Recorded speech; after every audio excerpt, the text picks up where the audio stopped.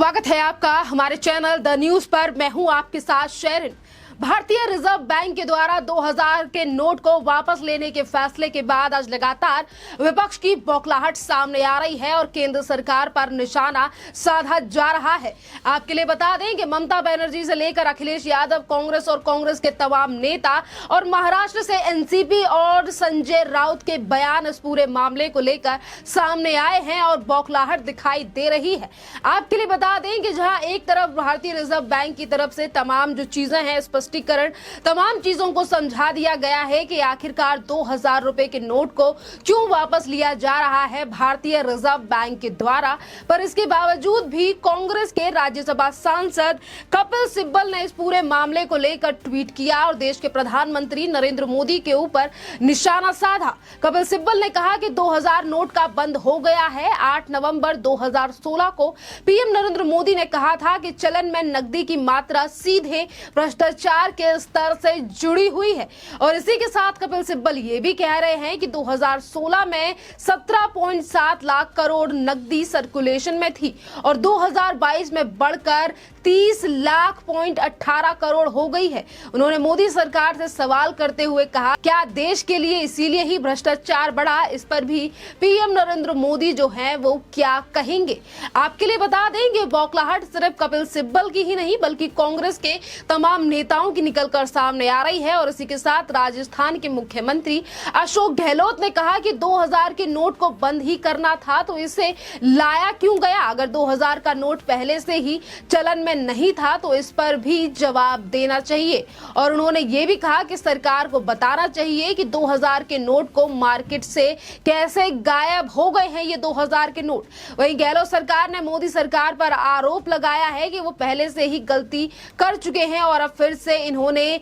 जो है वो गलती कर दी है कि बगैर समय दिए इसे पहले नोटबंदी की तरह और अब 2000 का नोट भी बंद कर दिया गया है। आपके लिए बता दें कि सिर्फ कपिल सिब्बल या फिर अशोक गहलोत नहीं बल्कि आज कर्नाटक में मुख्यमंत्री पद की शपथ लेने से पहले सिद्धरमैया ने भी बीजेपी के ऊपर और केंद्र सरकार को लेकर निशाना साधा और कहा कि बीजेपी जो है वो ये तमाम चीज जो कोशिशें की जा रही हैं, नोटबंदी जैसे हालात लाए जा रहे हैं, ये सब ध्यान भटकाने के लिए किया जा रहा है। और वहीं कांग्रेस के एक और नेता हैं राजीव शुक्ला, उन्होंने तो ये तक कह दिया कि ऐसे फैसलों से अर्थव्यवस्था मजबूत होने की बजाय कमजोर होती है। कांग्रेस के ही नेता गौरव वल्लभ ने भी केंद्र सरकार को लेकर कहा है कि बिना समझौते के 2000 के नोट को बाजार में लाई थी, अब उसे पलटना पड़ रहा है। आपके लिए बता दें कि आज विपक्ष की बौखलाहट ये दिखा रही है कि केंद्र सरकार के द्वारा कोई भी फैसला लिया जाता है तो ये लोग इसी तरीके से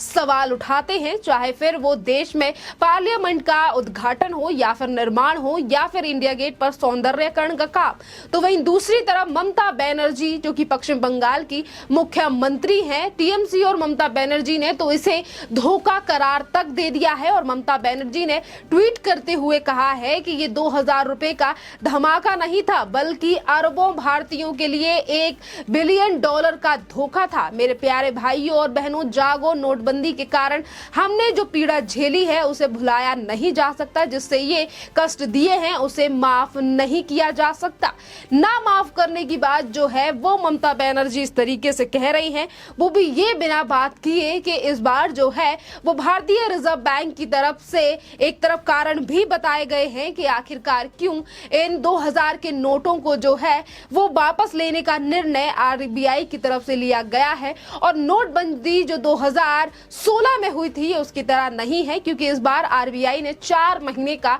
समय दिया है और 30 सितंबर तक जो है इन नोटों को बैंक के द्वारा बदला जा सकता है और तब तक 2000 के नोट जो हैं वो वैध है। इसी पर उत्तर प्रदेश के पूर्व मुख्यमंत्री और समाजवादी पार्टी के मुख्य यानी कि अखिलेश यादव ने भी अपनी प्रतिक्रिया दी है। और अखिलेश यादव ने कहा है कि कुछ लोगों को अपनी गलती देर से समझ आती है। 2000 रुपए के नोट के मामले में भी ऐसा हुआ है, लेकिन इसकी सजा देश की जनता और अर्थव्यवस्था को ने भुगतनी है। शासन मनमानी से नहीं चलता बल्कि काम करने से चलता है। तो वहीं एनसीपी के नेता यानी कि अब महाराष्ट्र से भी इस पूरे मामले पर प्रतिक्रिया चिट्ठियां आना शुरू हो गई हैं और एनसीपी के नेता जितेंद्र आव्हाड ने लोकसभा चुनाव नजदीक कहा है कि लोकसभा चुनाव नजदीक आ गए हैं और इसीलिए 2000 रुपए की नोट पर पाबंदी लाई गई है। और इसी के साथ एसपी नेता अमित जमाई ने तंज कसते हुए सवाल पूछा है कि 2000 के नोट बंद कर दिए, क्या इससे आतंकवाद कम होगा?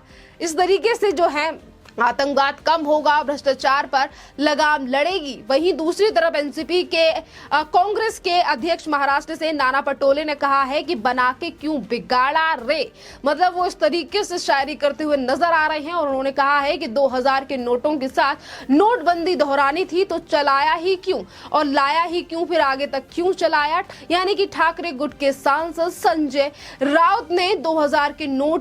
नोट बंद करने के फैसले को नौटंकी बताते हुए कहा है कि अर्थव्यवस्था ध्वस्त करने का केंद्र सरकार ने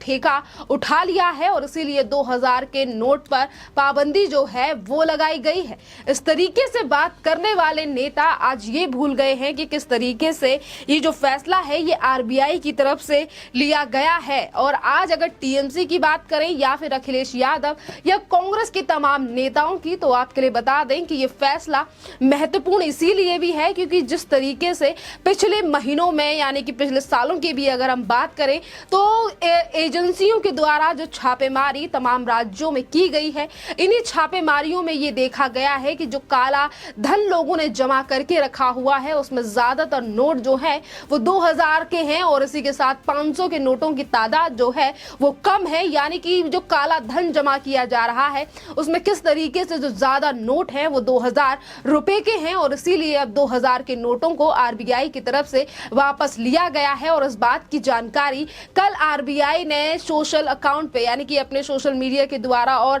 आधिकारिक तौर पर ये घोषणा करके कर दी थी 6:30 बजे। और आरबीआई की तरफ से कहा गया था कि अब 2000 के नोट को हम वापस ले रहे हैं और आप जल्द से जल्द ही इन 2000 के नोटों को बैंक के द्वारा या फिर जो करेंसी एक्सचेंजर हैं वहां पर भी एक्सचेंज करा सकते हैं। और अभी इस नोट को बैन नहीं किया जा रहा है, अभी ये नोट जो है वो वैध नहीं है क्योंकि 30 सितंबर तक इस